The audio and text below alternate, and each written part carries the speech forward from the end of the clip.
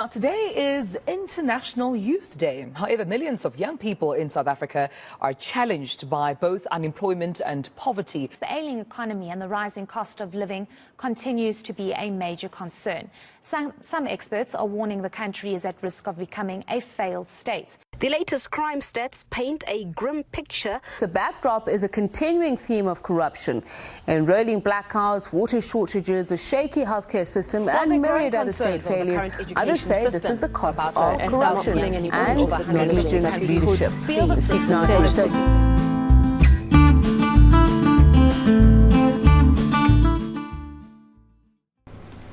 Cabanac is a conservative political commentator and journalist. He is the founder of Morning Shot, which is a conservative South African news show. He keeps a keen eye on all of the goings-on in South Africa, and I'm very excited to have the opportunity to talk to him about the state of South African politics, conservatism in the country, and where he thinks we are headed. Hello, Roman, how are you doing? Gabriel, thank you for having me on. It's such a pleasure. So I think let's start with the kind of state of play of South African politics. So I think a good question to lead into this is, where do you think your kind of conservative values are best shown off in South African politics? Nowhere, to be honest with you. It's just ordinary people.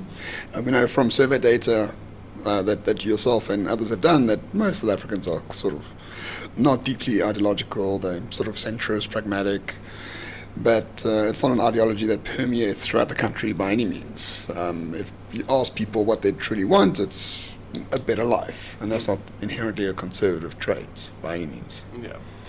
And so maybe let's then get into kind of what it is that you see as conservative, as your conservative values, and what a conservatism in South Africa kind of looks like. Well, I hate the term values because it means everything to everyone. I prefer the term virtues, rather. So conservative virtues are about understanding what works, understanding that our ancestors did the things they did because they needed to survive, and more importantly, that they did things that perhaps we can't explain why, but that did work for that time and can be applied to this particular time. In terms of how to apply that to South Africa, I'm all for harnessing the state to force it upon everyone in this country, to not force them to be conservative, but use it and harness the power of the state to impose a conservative order in terms of punishing, to use a religious term, to punish sinners and to basically enforce conservative morality on people, and not enforce in terms of you'll take them to jail if they don't do it, but just make people aware that hierarchies exist and that deviating from social norms is punishable in some way. And once you set those boundaries up, you can have quite a good state to live in.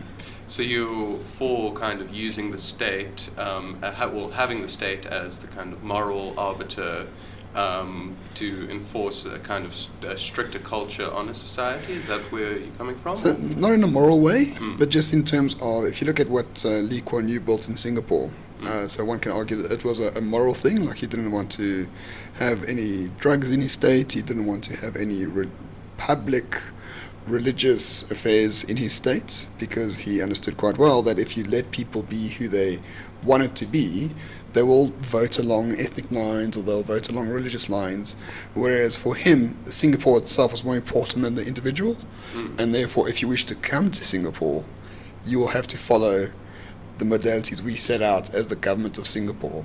And this is inherent in every good nation that has ever existed. So I'm all for that. I'm not a theocrat. I don't want to impose Sabbath on a Sunday. But I think if we can impose a moral order, a good moral order, a utilitarian moral order, I think we can go quite far, yes. And so how does this kind of conservatism, how would it help something like crime, for example? Well, you just follow what El Salvador does, right? El Salvador, for those who might not know, it's the President Bukele. He came into power in 2019. He's a youngster. He's 37, 38. He imposed a state of emergency on crime. He suspended rights for people from MS-13, or terrorists, he likes to call them. He arrested 64,000 in 2 months, built a huge prison for them, suspended their rights to a legal trial, and now El Salvador's crime rate has dropped dramatically to that of below the United States. Yeah. It was the most dangerous country in the world 6 months ago. Now it's no longer the case. It's one of the safest. Yeah, the murder rate has moved from, I think, something like over 100 people in 100,000 to around about 20 or so. Yes. Which is a very... And I think it will continue to decrease. And he didn't do that, importantly, he didn't do that democratically. He had a imposed state of emergency. And I'm all for it. We had one for COVID. We can say what we like about it. I think it was a huge mistake. But if it is available to protect people from a virus of unknown origin, it can certainly protect people against criminals and things like that. So I'm not asking for anything out of the blue. It's been done before and we can see the results. And alongside that, how does this help with another issue, big issue in South Africa, something like jobs and employment? How does government kind of coming in and imposing these conservative virtues, whatever they are, how does this help us get to a better place in the country? In terms of what? In terms of like economics? Yeah, let's talk about economics, because I think it's something that is very important to the majority of the South African voter base, and like in terms of our research, it is the number one issue that people will point out as a thing that the government needs to solve. We need more people to be employed, and especially more young people to be employed. So how does this help it? Well, first of all, you get rid of the labour aristocracy, as R.W. Johnson calls it. So the basic conditions of Employment Act and the Labour Relations Act has created this labour aristocracy where you've got 15 million workers who form part of this aristocracy, and no one can actually join them. So there's all these barriers to entry, like minimum wage laws, or being part of the union, or being part of the bargaining councils. And there's overtly hostile policies against the private sector in South Africa, which forces small, medium enterprises to not tend to not employ new people. And then we've got the education system, which is an absolute nightmare. So for me, I would completely ban unions, especially public ones, like the Democratic Teachers Union or COSATU. I mean, all these unions are basically just parasites on the public sector. They only represent people who get paid by taxes and ensure that those civil servants are never actually punished for not doing their job correctly. So if you ban unions, especially in the public sector, you can actually treat civil servants the way anyone else is treated in the private sector. If you don't do your job correctly, you're out. Yeah. It's as simple as that. Then you actually hire people on merit, and then you actually do focus on the outcomes, and you actually do focus on what works and what doesn't. There's a myriad of examples around the world where they've managed to do this. We're not, as I keep telling people, I'm not trying to create a brand new utopia. We're just following things that other nations have done to great effect. So I don't have a policy position on absolutely everything. Yeah. But if you had to ask me, I'll just look for a country where it's been done correctly and impose that in some way. Yeah, and it almost that aligns with the kind of the conservatism you're talking about. You know, you want to keep what works going for as long as it can, and what works doesn't necessarily always have to come from within a society, because we've been pulling, the kind of human history is defined by the fact that ideas will come in from the outside and take over a place and tend to lead to changes within the society. Oh, very much so. And that's still the case today. Unfortunately, it's globalism and LGBTQ rights and all the sort of thing that won't save us from anything. They were created by the government nationally. So you need to take things that work in other areas and impose them, not just NGO-based nonsense.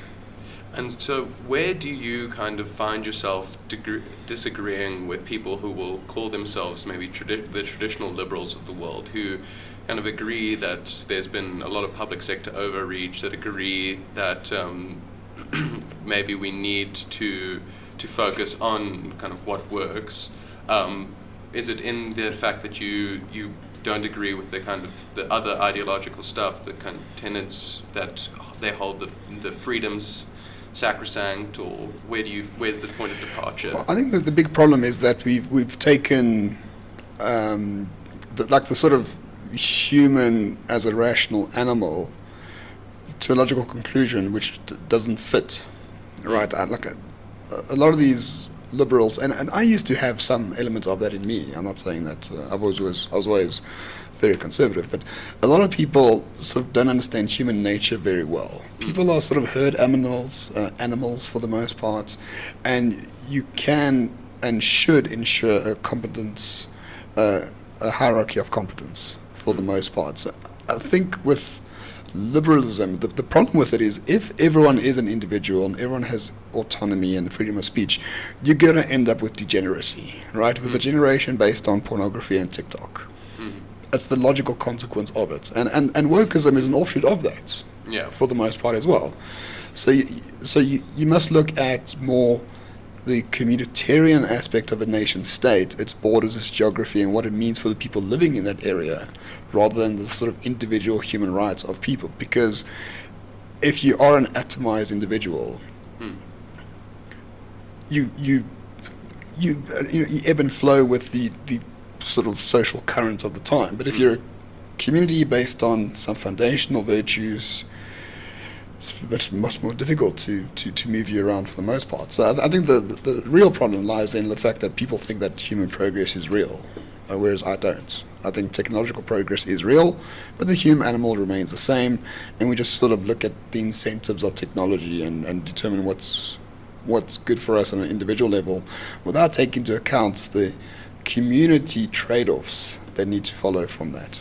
And I imagine that something that might also grate with you is the kind of evangelizing nature of liberalism, where once you accept that the Western liberal state is the best state, that every place must be a Western liberal democracy, and we have to force that upon every community, and often from the top down, because the ideas, the people that are evangelizing liberal democracy aren't coming from within the small communities and the rest of sub-Saharan Africa or in the Middle East. They're coming from America, the developed world, and coming and telling those communities just how great it would be if they were Western liberal democracies, which is also a fair point given the success that Western liberal democracies have had.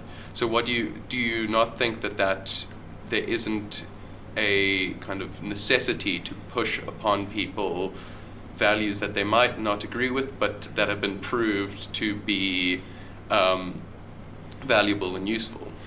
Well, they're only valuable and useful for those particular societies, right? It's just a new form of colonialism. Like conservatism is about understanding that people are different, and understanding that the imposition of a political or moral order across the entire globe is wrong, in my personal opinion. Like, I know quite a few people who call themselves sort of like white nationalist or black nationalist or something like that.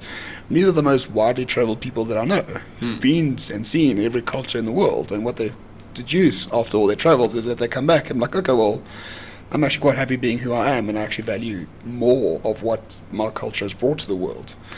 So I do find that if you do impose a moral order, or a political order, especially in Africa, Africa is not Europe by any means. People do vote along ethnic lines, people do vote upon racial lines, and what you create is a mafia, a political mafia based on ethnicity, as you can see in Zimbabwe, as we can see in South Africa for the most part, as we can see in most places within Africa that has a sort of democratic liberal order. And it's often an excuse to extract the wealth for pennies on the dollar, because once you impose a democratic order, you can control the politicians thereof.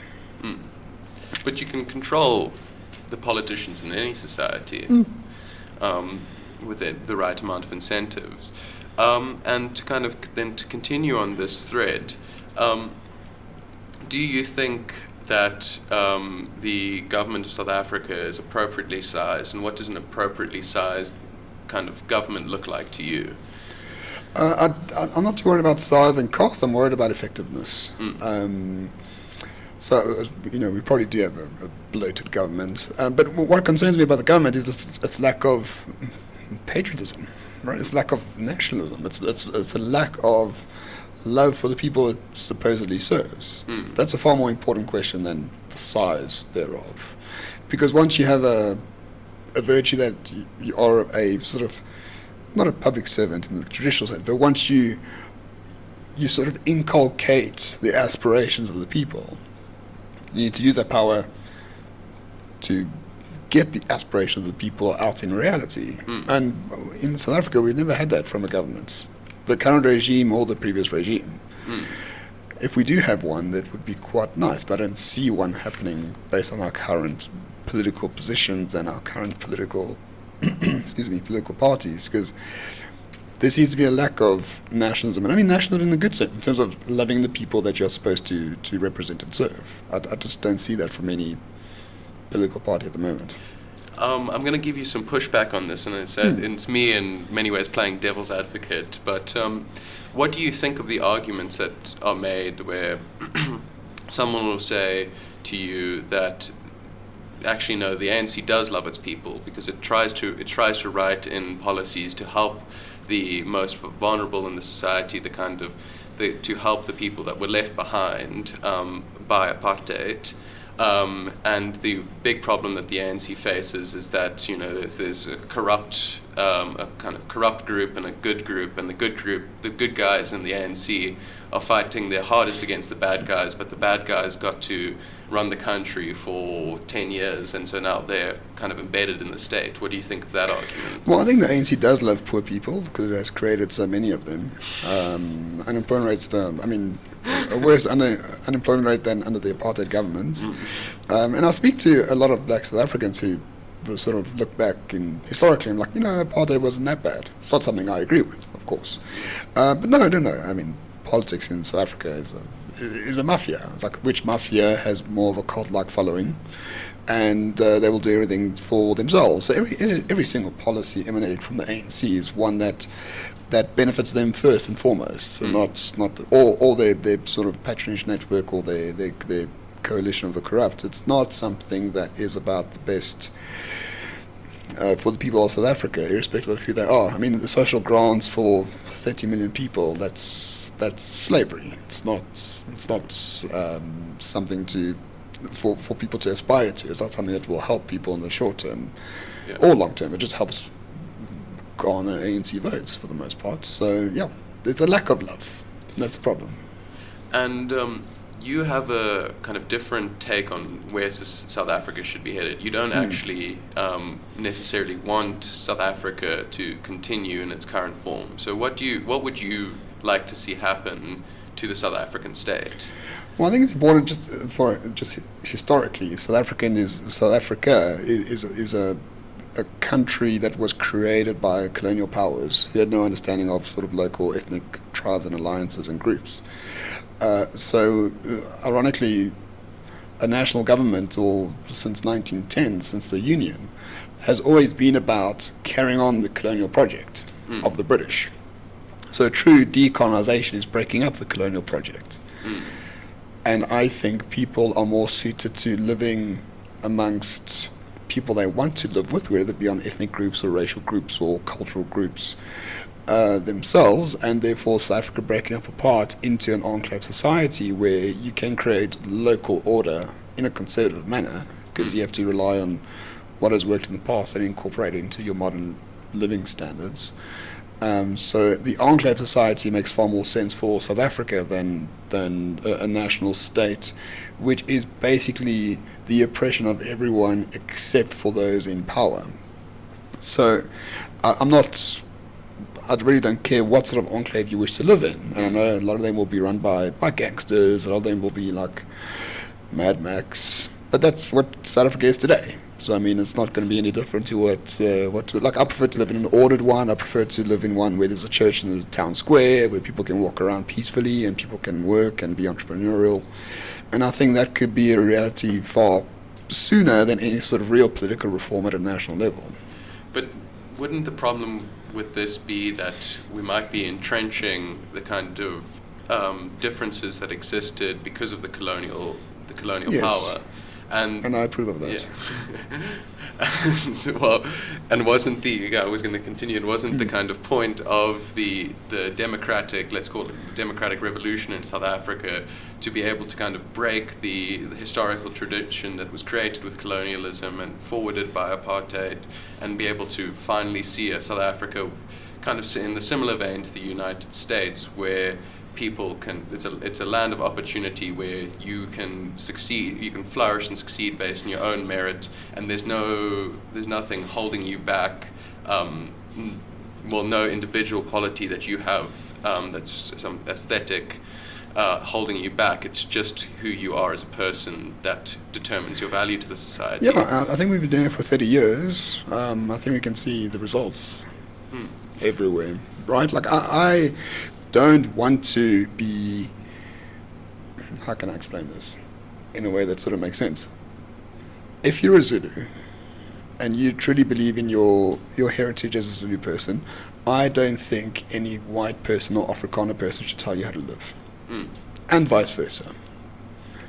If the Zulus want to have a monarchy, an absolute monarchy, they should bloody well have it. I'm not going to say, well, look at me, I'm an Anglo-libertarian Democrat, and the king should actually, you should actually have a council of elders or something to determine your political future. That's all bullshit. Like, enough of the imposition of policy and politics. Just allow people to live how they wish to live, and it's going to be different across groups. Could be cultural differences, could be race differences, could be ethnic differences. I don't actually care if people live peacefully with each other in whatever concoction they wish, and then trade peacefully with other groups, as it has been so in South Africa for centuries at this stage. There's no problem with that whatsoever. I'm very happy for people to discriminate against other people with as little violence as possible. And but I think then where the overarching kind of difference is that maybe what you aren't looking at it kind of primarily through an economic lens, because maybe one of the things that the kind of modern South Africa could do better than an enclave society is create an economy of scale where you can have national industries that generate huge amounts of revenue, and then hopefully by allowing all South Africans to, in the ideal state, obviously we're not in that currently, but in the ideal state you allow all South Africans to try and compete within these industries to make their way.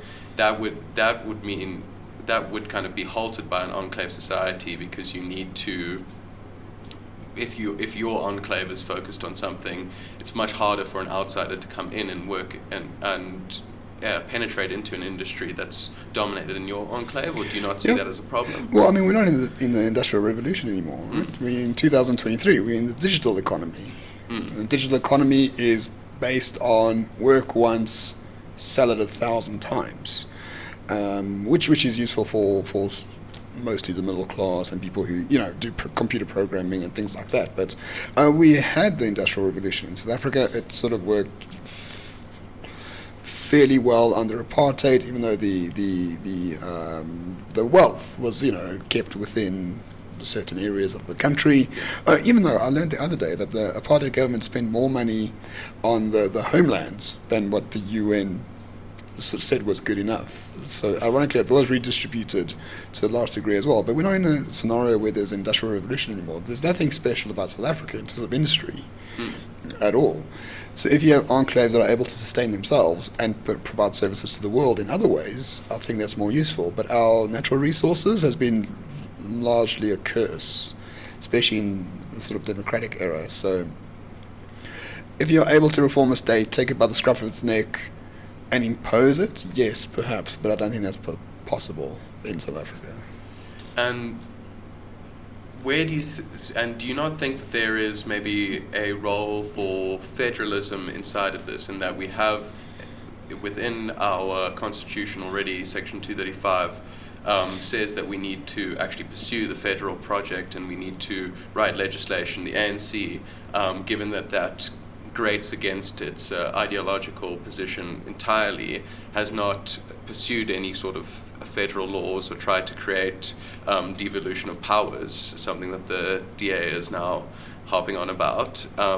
But do you think that a federal state might achieve similar ends to your enclave society, or do you think that that's not going far enough? No, it's probably like a good midway point on towards the enclave society. I think, in essence, South Africa is not dominated by politics. It's dominated by the shit hits the fan, what can we do?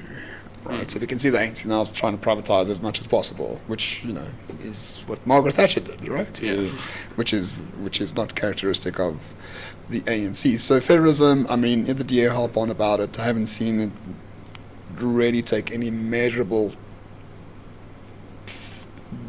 policies to inculcate that. Okay, they got the LEAP officers and they got a devolved sort of police going on there, and I think it's important. I think federalism is important, but it's still very much a theoretical thing, whereas the enclave can be built right now, and they are being built right now by people outside of state power. So whatever, in essence, the enclave system makes whatever happens at national government completely pointless and something we should not pay attention to. So whatever happens in Parliament shouldn't really have a bearing at all, whether it's federalism or otherwise. So I want to actually go back to something you said right at the beginning, and maybe let's spend some time talking about what currently exists in South Africa as the options, move away from the ideal to the unfortunate real. Yes. Because you said that there's not really a single party that represents your positions in South African politics at the moment. But there are conservative parties in South Africa. The VF Plus is the big one that jumps to mind. ACDP has a lot of conservative values baked into it. And I think what's been interesting recently is there has started to be a rise in a rise in true black conservatism, where it's people like maybe Herman Mashaba is a good example of this. He's although he switches and stands somewhere between a liberal and a conservative.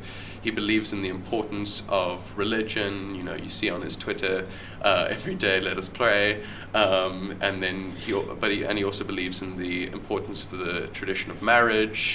He thinks that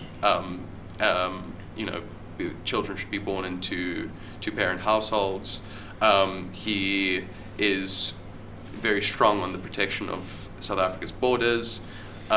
And all of these things, and then kind of through Herman was maybe the progenitor of this, brought it into the public sphere, and then we've got kind of more left-wing interpretations of this popping up with maybe people like Musi Maimane and Songezo Zibi, who they bring definitely a lot of the liberal values and a lot of state-based values as well, but there is a lot of conservative principles baked into their policy as well.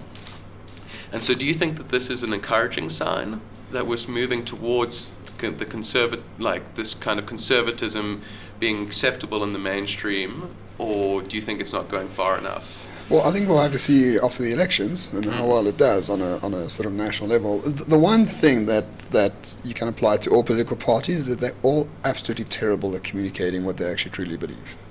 Right? If you look at what Herman Mashaba says on a good day, because it changes every day, it's great. Like he celebrated 60 years of marriage or 50 years of marriage, I can't remember what. I congratulated him. I said it's very important that this happens. Well done. Then the next day he talks about like the black child and apartheid did this to us and whatever. Then it's like this victimhood narrative being baked in as well. And if you read the Action SA manifesto, it's like social justice, and that's about it. Like there's 5 principles, but they don't explain what they mean by that. Like there's no real sense of a policy being available to effect those principles. And this happens across all political parties. And I do understand. So politicians have called me and said, but policies don't matter in South Africa. And maybe they are correct. But it matters to the people that excuse me, the policies do matter because it shows how you can inculcate the virtues that you're talking about into reality at the end of the day. So in terms of conservatism, I think Front Plus are doing a great job of it. They've been the same for 30 years. And before that, because I think they were the Conservative Party, if I remember correctly. So they've been the same. So I agree with that. And they've been growing to the detriment of the DA, because most of the DA sort of Afrikaners have moved there. So for now, we'll need to really see, to answer your question, what is going to be the results in 2024.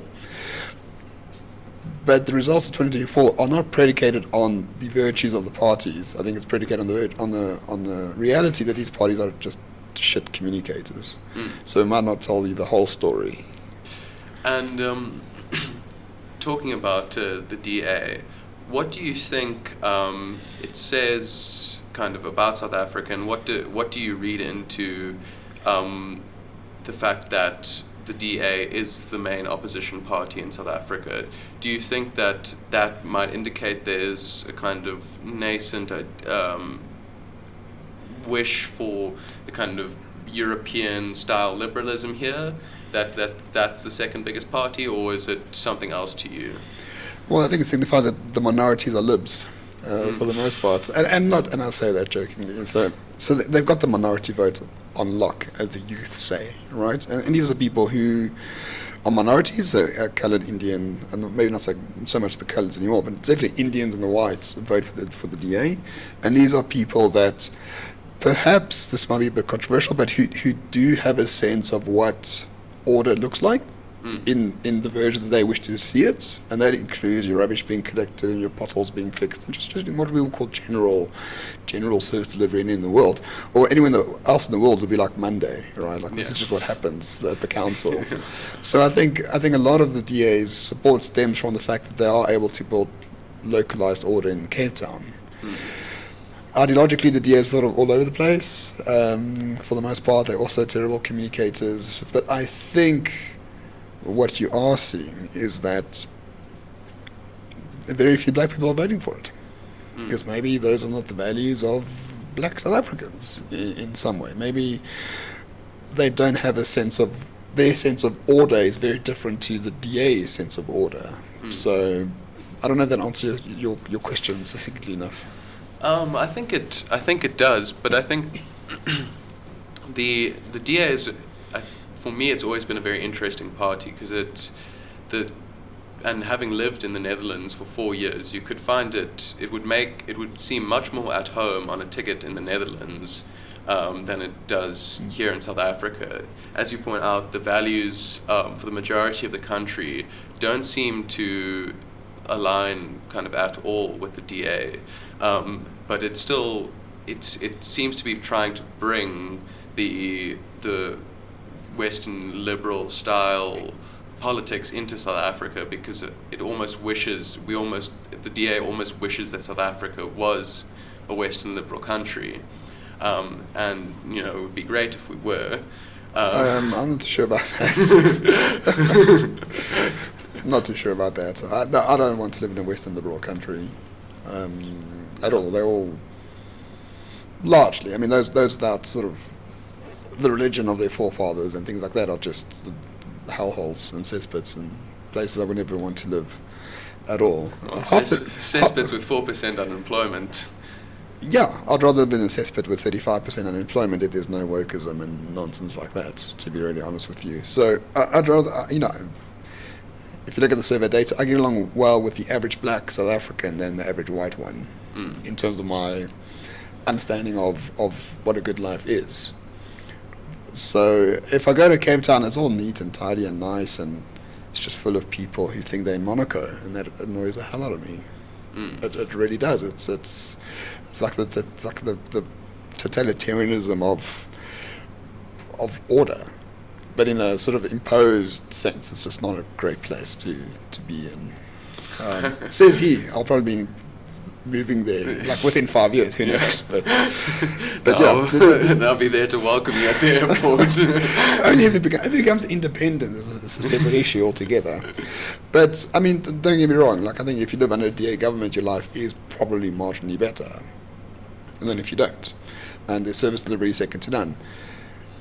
Knowing them quite well, they still only effectively working at 30% of capacity. Yeah. Because there seems to be like a lack of strategy in there. But people will gravitate to that. Like, if they want to look for order somewhere, they've got a liberal order with the DA, and I suppose that's a lot better than chaos and anarchy with the ANC. And so what do you think of the IFP? I think the IFP might be interesting to get your take on it, given that it is a kind of Zulu nationalist party. It's so what do you...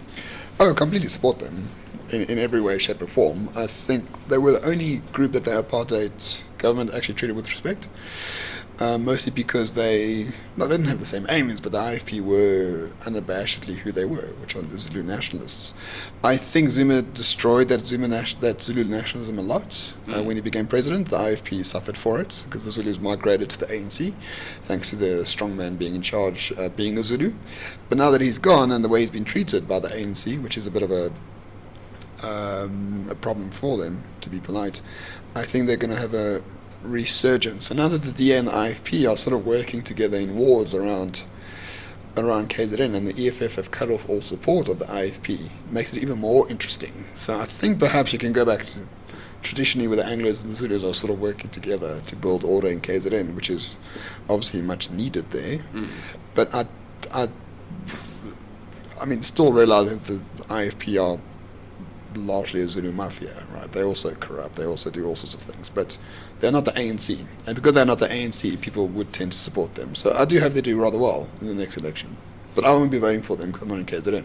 Yeah, and it almost defeats the point of having a nationalist party if you're trying to garner votes from the rest of the country. Very much so. Yeah. And I think if enclave system does happen, it could start in KZN. Like if the IFP can control KZN and speak to the king, and the king will be like, well, I'm tired of being the biggest social grant welfare beneficiary in the country. Let's do it by ourselves.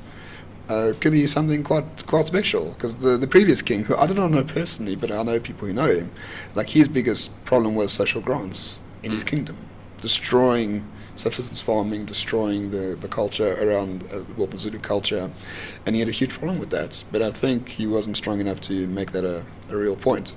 Maybe the new one can, if the IFP is bolstered enough to have a real influence on him. Who knows? And let's get to everyone's favorite party then, the EFF. And I think the EFF are an interesting case study in what South African public opinion is really like. Julius Malema seemed to have all of the right credentials to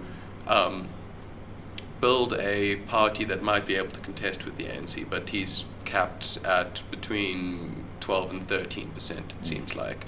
And it seems likely that he will continue to be capped at 12 to 13% for a significant period, although he is trying his hardest to pull as many stunts as possible so that isn't the case, but reality seems to be bashing him about.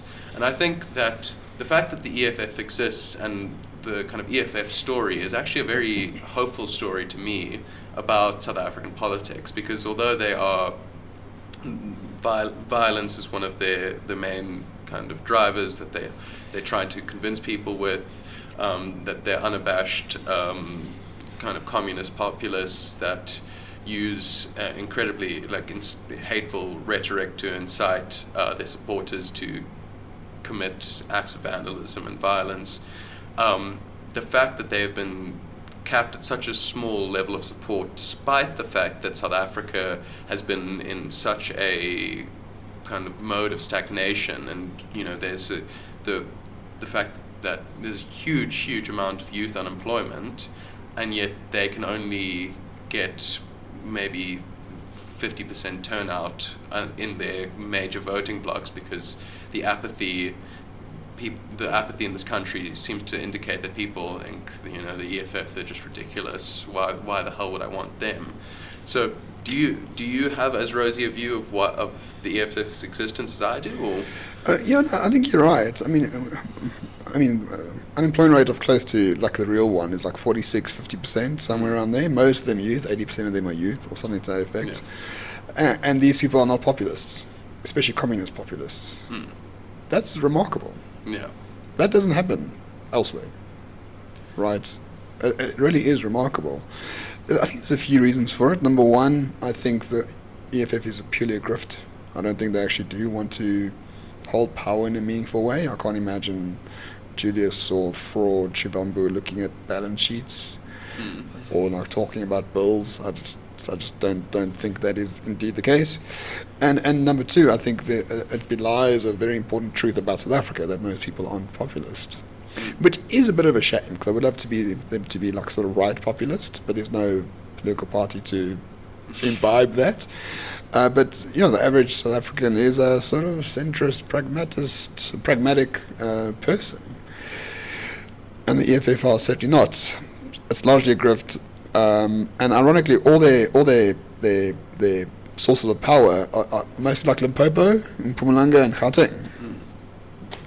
Nowhere else. I think they got 156 votes in like 3 ward elections in the Cape and the Karoo, like over the course of 2 months. Like they're nowhere else to be found. Yeah, I think, and I would agree that it seems as though the fact that they aren't far more popular shows that there isn't that kind of communist revolutionary sentiment existent in the country, which is a very hopeful thing, because you don't want that sentiment becoming the overriding thing that then, because that leads to problems like we've seen in every single communist regime that has ever existed. I mean, ironically, we spoke to Frans Grenier, who of course you know, during the course of, on Morning Shot, and he made an important point which I missed the first time around. But like, Cyril Ramaphosa has been the most populist left president of our lifetime in South Africa. He pushed the expropriation without compensation. He pushed the NHI quite heavily. He didn't push it, but the nationalisation of the Reserve Bank was available to him. These were all the sort of arguments during the course of his presidency. And during the course of his presidency, the ANC has dropped 20%. Well, not 20%, so who knows what the outcome will be, but they're polling at about 38-40%, up from 57% in 2019. That's a dramatic decline in support. So the more populist they became, the less support they garnered, which is another sort of indication that this populism doesn't seem to work very well. I would love to see it the other way around, if we had like right-wing populism in terms of the death penalty and a sort of state of emergency to take out gangsters and, I don't know, guillotines for corrupt people or whatever the case might be. I would love to see how that plays out in politics as well. But they're certainly not left-wing populist, which is, I mean, it's a reason for hope, sure, but these people don't really matter if they don't rock up to the polling stations on election day. Yeah. Like, people keep talking about the silent majorities, X, Y, Z. They don't matter. Yeah. They don't matter at all. They will matter in enclave society. They don't matter in national democracy where they don't vote. Yeah. So who cares what they think? Unfortunately. They'll stay silent as long as they refuse to come out and vote. Yeah, and I don't think voting's particularly useful in any way, but it really doesn't matter what people think if they don't actually act upon it. And it's interesting you bring up the death penalty kind of right populism, because the thing that jumped into my mind there is that a lot of the kind of policy positions you were advocating there there's quite a lot of alignment with something like the African transformation movement, which I think is, that in and of itself is an interesting, it's interesting that that party has risen as it has, kind of combination, well, it was started by the South African Council of Messianic Churches, and they've called for, bringing God back into society. They wear their Christian values on their sleeve, but they're also in favor of the death penalty. But then what's interesting about them is that then they kind of take their economic policy, well, they look at the ANC's economic policy and so that seems good enough, and then take it on their own. And so what does, I think maybe this is all kind of keeps coming back to the idea that the South African public sentiment is moderate, probably a centre-right kind of sentiment, but there doesn't seem to be the right outlet, and politics, when the political parties themselves, they are outlets for some amount of the public opinion, but then they take, then they add kind of policy documents and policy positions that mean that they're kind of cut off from the rest of society. Would you think that's a good diagnosis? No, I think so. ATM also was probably created by Cyril's enemies within the ANC as well. I mean, they're created for a particular reason. It's not because they truly believe that they will win power. All they do is gun for the president of the country all the time. I think they may be Christian and all the rest of it, but it's not fundamentally they're there to destroy Cyril for the most part. Which is like the ACDP, for example, right? Most 70% of South Africans are Christian. ACDP is anti-abortion, anti-COVID vaccine. On paper, these are like the perfect people to run the bloody country. Yeah. But I do find, and this may be a bit controversial, but a lot of these political parties are just sort of family businesses. corrupt for the most part. You win a seat or two in parliament, you get paid 2 or 3 million rand per year for each seat. That's a good living. You don't want to control the country. You don't want to fundamentally change anything about it. It's a grift like any other. And I know there's been like reams of papers on why people don't vote. And I think because there's no sort of strong indication that any political party can have this aspirational message about a different South Africa. The DA tries, but it's a sort of Western liberal notion of freedom, which isn't really freedom in my mind. So the best thing is just to break up the country, really. Keep it simple. So with all of this in mind, I think let's turn to what is going to be the next defining political moment, which is the election. We talked about the parties, and I think a good way to start is to consider some scenarios. So let's start with what you think is the worst outcome after the next election. People have asked me numerous times, they keep saying ANC EFF, and I don't know if that is really the case. So the worst outcome, okay, fine, I'll just call it ANC EFF. Yeah, I think so, because the EFF is a lot more sort of strategic than the ANC. They could take it over from within, but I don't think that will last very long. And it's a coalition of grifting, and grifting is a zero-sum game.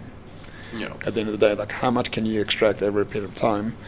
And by the next election, they probably wouldn't be around. I mean, we could have a sovereign debt crisis, we could have the IMF running the country, we could have Xi Jinping running the country, like who knows? Yeah. So that's probably the worst case scenario, but knowing full well that the state and the deep state, the civil service and the army and the police are just so weak anyway, I'm not too sure what evil can really befall South Africa under an ANC EFF coalition. They may be able to pass laws in parliament and things like that, but are they able to affect them in a meaningful way? I don't know. I mean, it's up for debate. I think, yeah, the biggest fear with that coalition generally tends to be that we're already a pretty fragile economy. Our tax base, if you break it down, we've only got just over 3.5 million people who earn more than 140,000 rand a year, which is earning 140,000 rand a year. It's not a lot. It's not a lot of money, and they contribute about 99.6% of all of all the personal income taxes. Those people, that 3.5 million, then also allow us to have corporate tax because they're the ones that own the businesses and run the businesses.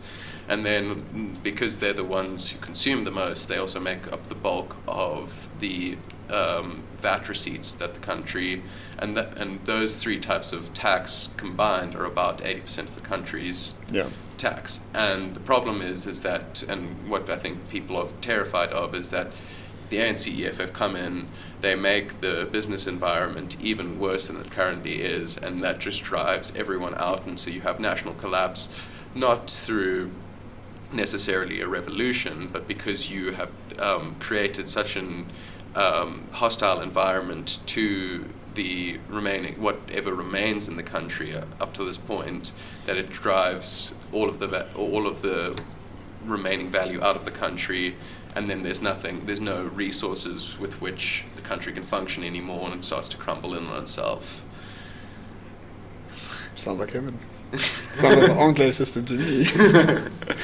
The country crumbles upon itself. They kill the golden goose. What's the problem? I mean, I can understand the systemic risk. Don't get me wrong. I'm not being flippant or utopian. But what can they do? Take away electricity? They've done that already. And then land invasions? Oh, they've tried that already. I just don't know what they can do fundamentally because they have very little control of the country. And if the economy does collapse, right? Okay, fine, we'll be Congo.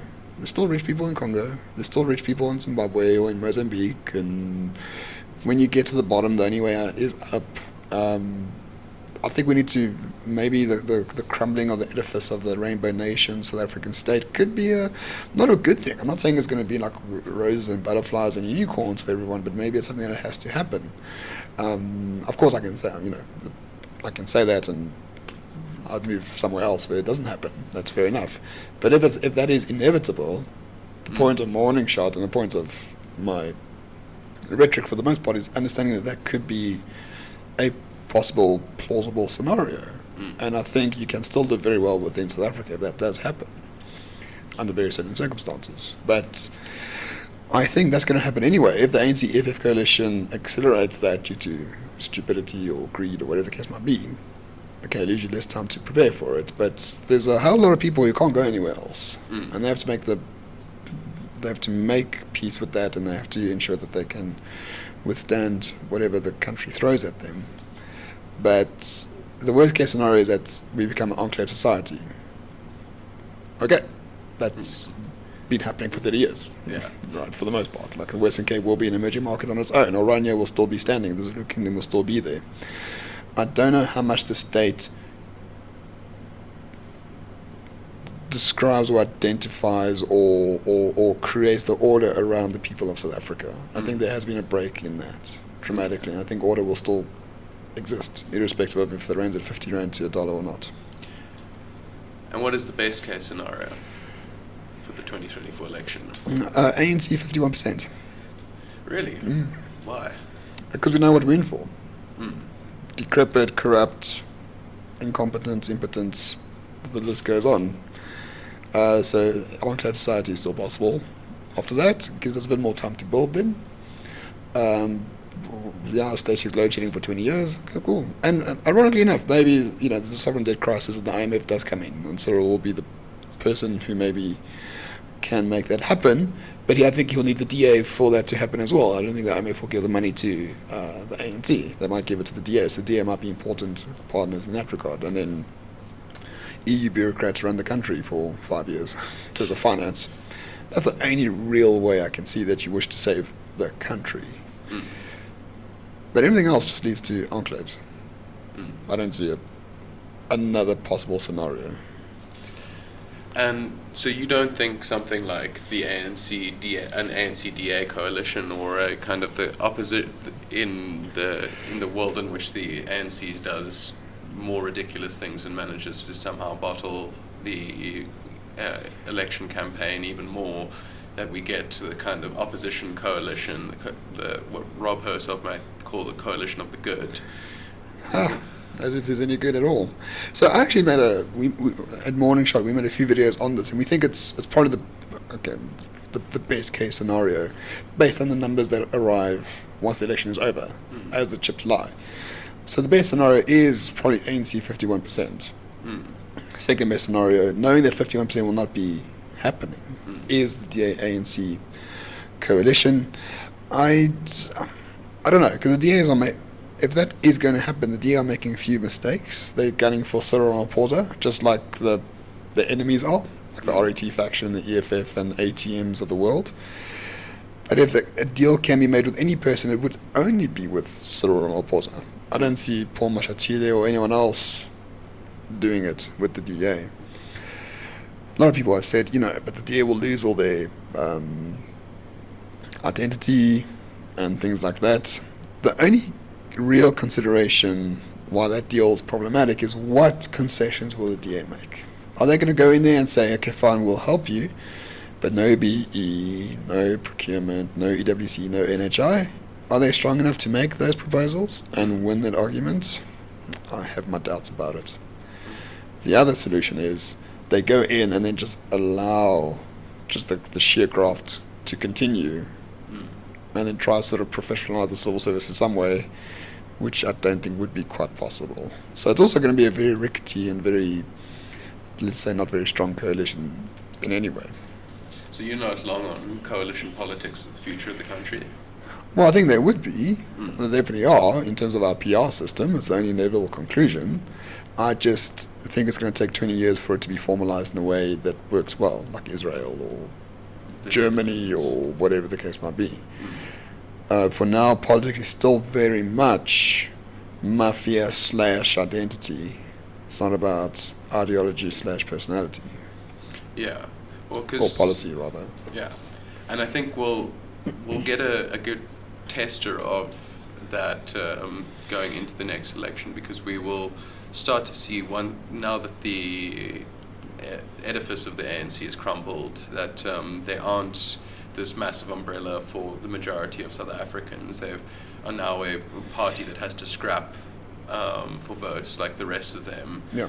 We're now going to see, what it is that matters more to the South Africans, because I think for a long time the ANC, and partly to its credit, it's very easy to forget now that under an ANC government we ran a budget surplus. We had a 4-year period where we averaged over 5% GDP growth. They brought in their first 10 years, the amount of jobs in the country doubled. There was a lot of good that the ANC did in its original form.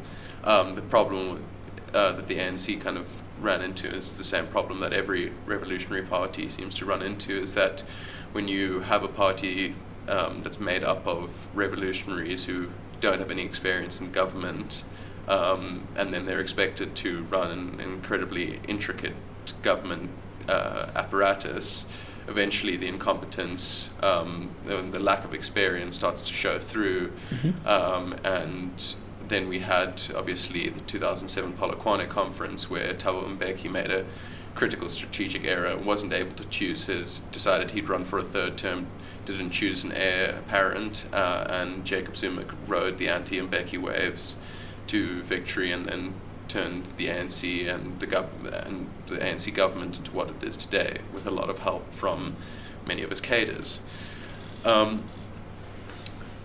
now we don't have the ANC as that umbrella. It's lost it, and we have to move towards a coalition system, and whatever it is, even maybe if the ANC can kickstart growth again this year and sort out load shedding, we might be talking differently at the end of the year. Impossible. But yeah, I doubt it. Really impossible.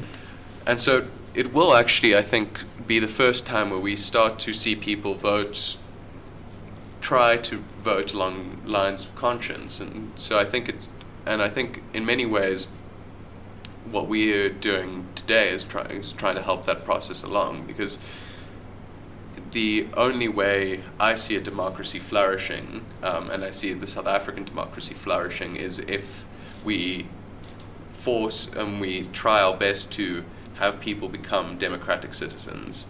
And it's much easier to craft a democratic citizen than it is to, say, craft a communist citizen, because all you really want from a democratic citizen is be politically engaged and vote along the lines of your conscience.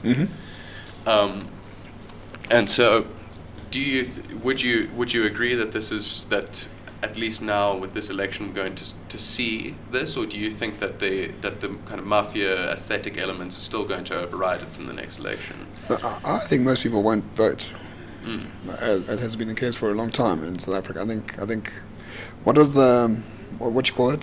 The turnout? Yes, turnout. I mean, what are the turnouts these days? Like 65% of eligible voters, right? Yeah, registered voters. Registered voters. Which is not every adult in the country. Which is 15 million people, 20 million people maybe come out to vote. We had 22 in the last, I believe it's around about 22 in the last national election. It was less, I think less than 50% of the adults in the country voted in the local government elections. Yeah, and I think that trend will continue. For a variety of reasons. I think the existing political parties don't represent a large share of what people truly believe. People do have fears.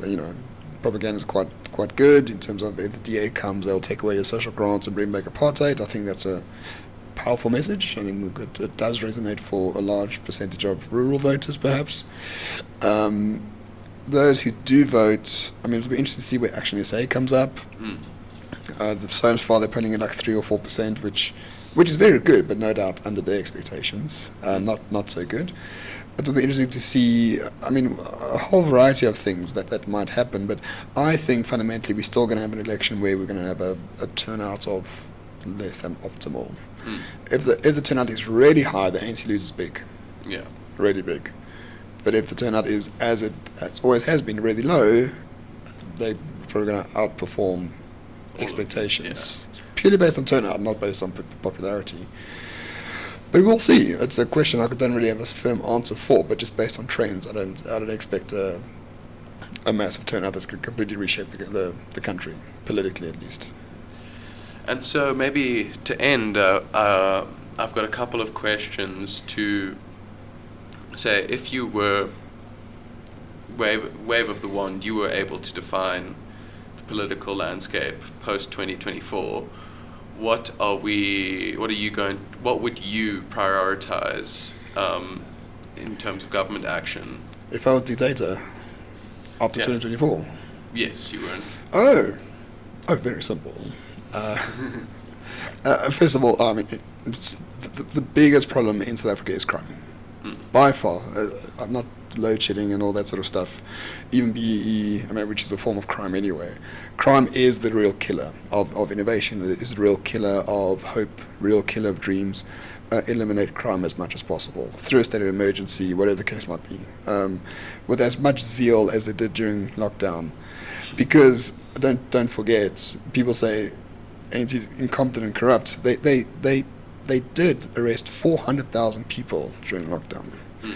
That takes a will, that takes expertise, that takes a willingness to do something. The fact that they don't do that otherwise indicates that they're quite happy with the state of affairs. They want crime to continue. So I would completely cut down on crime through a state of emergency, build new prisons, or whatever the case might be. Number two, I would eliminate any sort of race-based policies anywhere in the country to a large degree, which include BE and all that sort of stuff. And what else? I mean, I'll just give a moratorium on public unions, public sector unions. Nothing that hasn't been done anywhere before. As to how I will do that intricately, I have no idea. But those will definitely be my intentions. The kind of overarching themes. Yes. And I think as a last question, then we can talk about maybe a more positive and hopeful aspect, which is if South Africa were to get things right, go down the route you see, we bring crime to a much more reasonable level.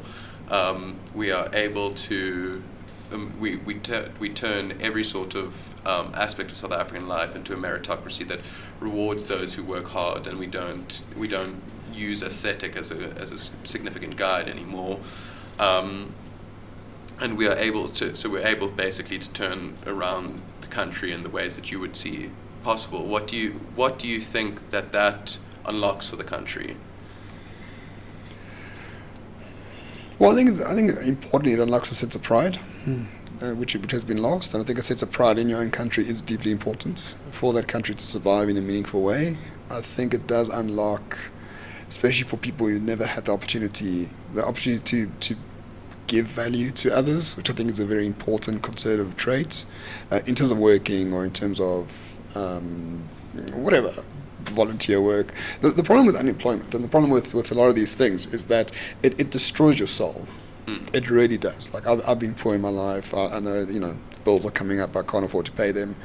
I'm a very different person in that regard. And imagine having this for years, for decades. It destroys your soul completely. So we need to rebuild the soul of people by making life meaningful for them in some way.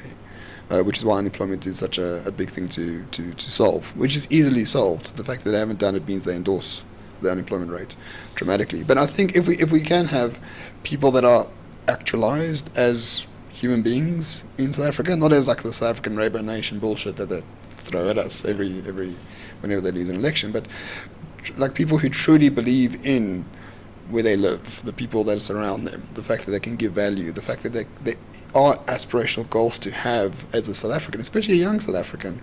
I think we're well on our way to having a country that would imbibe all of that.